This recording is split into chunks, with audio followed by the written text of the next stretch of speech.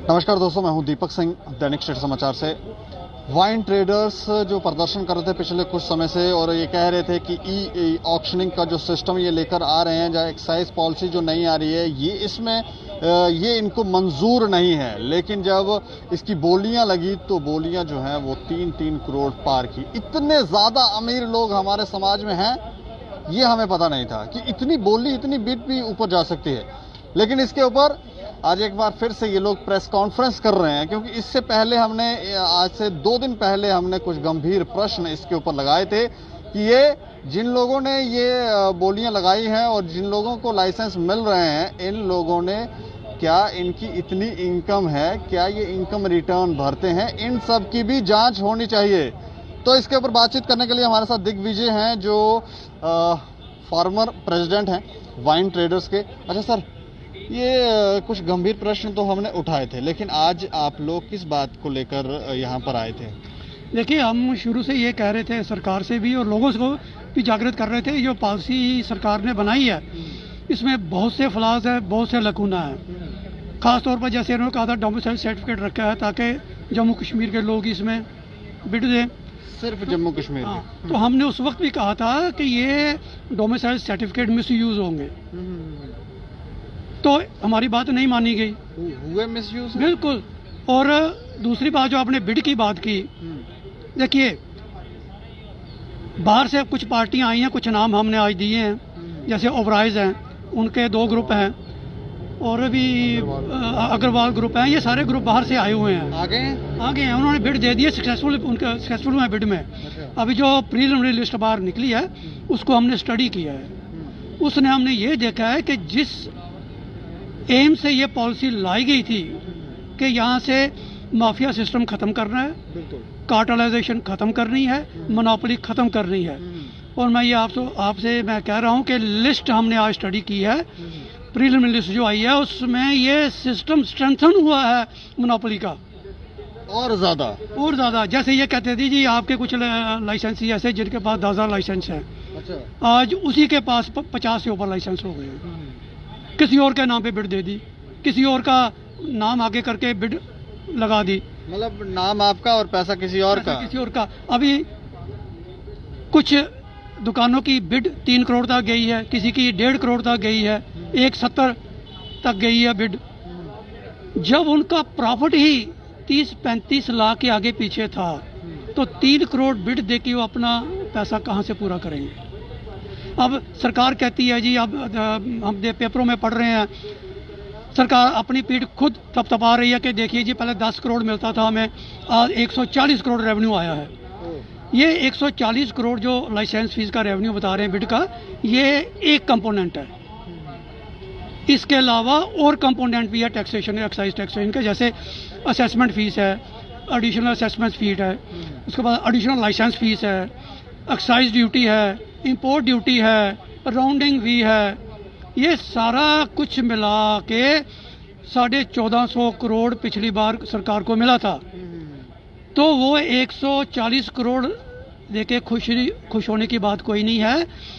वो दूसरे जो कंपोनेंट में उनमें गड़बड़ होगी, उनमें गड़बड़ करके वो अपना नुकसान पूरा करेंगे और सरकार को नुकसान होगा उससे। हर साल हम 15 से 25% रेवेन्यू इंक्रीज देते थे हम लोग, और गवर्नमेंट को सजेशंस भी देते थे कि रेवेन्यू कैसे इंक्रीज किया जा सकता है। 140 करोड़ तो बहुत कम था, हम इससे ज़्यादा दे सकते थे अगर सरकार हमारे साथ बैठती, बात करती। जैसे 2005 में जब ये कंट्री लिकर की ऑक्शन होती थी, 62 करोड़ मांगा था उन्होंने ठेकेदारों से, पंजाबी ठेकेदारों से, उन्होंने 58 करोड़ दिया था। हमने उनसे ये डिमांड की थी, ये हमें दे दो। जब उन्होंने हमको दी, हमने 127 करोड़ दिया, 100% इंक्रीज दिया था उस वक्त। और आज उसकी क्वालिटी इतनी अच्छी है कि बाहर की स्टेटों में लोग यहाँ से शराब लेके जाते हैं। तो ये cartelize system, monopoly system, mafia system अब आया है। इसमें एक और बात इन्होंने कही थी कि परिवार का एक ही सदस्य इसमें भाग ले पाएगा, या एक ही लाइसेंस एक बंदा ले सकता है। लेकिन यहाँ पे कुछ ऐसे भी नाम आ रहे हैं जिसमें सरनेम तो सेम ही लग रहे हैं। हाँ बिल्कुल, ये खत्म हो रहा है कि ये मोनोपोली बढ़ रहा है? जिसके पास पहले 10 लाइसेंस है, आज 50 हो गए उसके पास। अच्छा। 100 से ऊपर लाइसेंस जो है ये पंजाब के लोग ले गए हुए हैं। अच्छा, पंजाब के लोग भी ले गए हैं? बिल्कुल।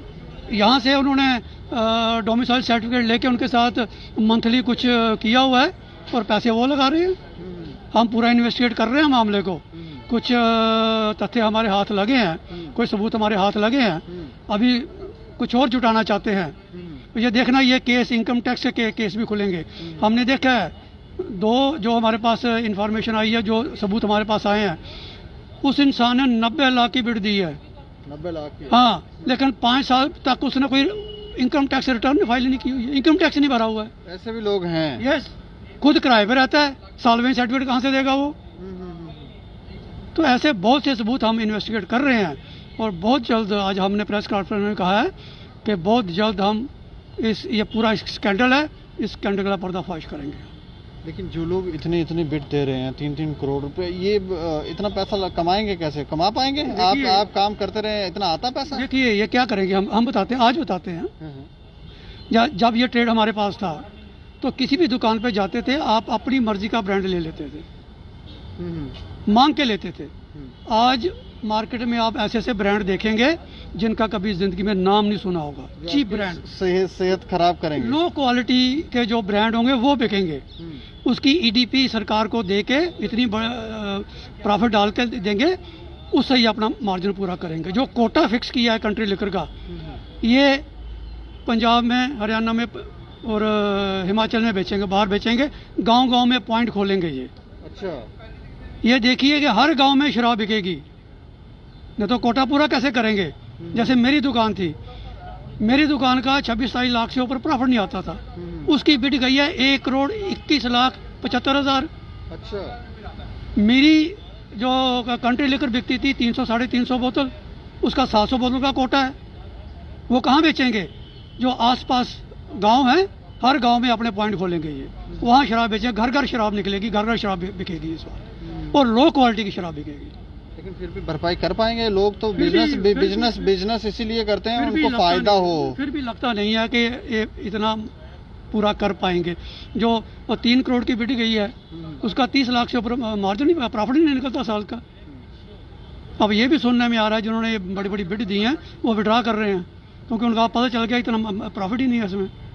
अच्छा, कोई नेता भी हैं जिन्होंने बिड में भाग लिया, या किसी दूसरे के नाम पर दिए पीछे पैसे? सुना है कि 1-2 नेता भी हैं जिन्होंने किसी दूसरे के नाम पे बिड दी है। अच्छा। सुना है। अभी प्रीलिमिनरी लिस्ट आई है, जब फाइनल लिस्ट आएगी तो पूरा सच जो है तब बाहर आएगा। चलिए, क्या संदेश देना चाहते हैं उपराज्यपाल प्रशासन को आप? देखिए, हम राज्यपाल जी से यही कहना चाहते हैं और पहले भी कहते आए हैं कि ये जो पॉलिसी है ये जम्मू के लोगों के लिए ठीक नहीं है। 223 लाइसेंसी थे, 2 ले में चले गए, 221 रह गए। उस 221 में 4-5 ऐसे परिवार थे जिनके पास 5-5, 6-6, 7-7 लाइसेंस थे। बाकी 200 के करीब ऐसे लोग थे जिनके पास 1-1 लाइसेंस था। वो 200 के 200 सड़क पे आ गए हैं, बेरोजगार हो गए हैं, उनके सेल्समैन बेरोजगार हो गए हैं। और वो सारा जो 221 लाइसेंस थे अब सिर्फ 5 लोगों के पास चले गए। सिर्फ 5 लोगों के पास चलेंगे सारा ट्रेड। इसे कहते हैं मोनोपोली, इसे कहते हैं माफिया, इसे कहते हैं कार्टेलाइजेशन।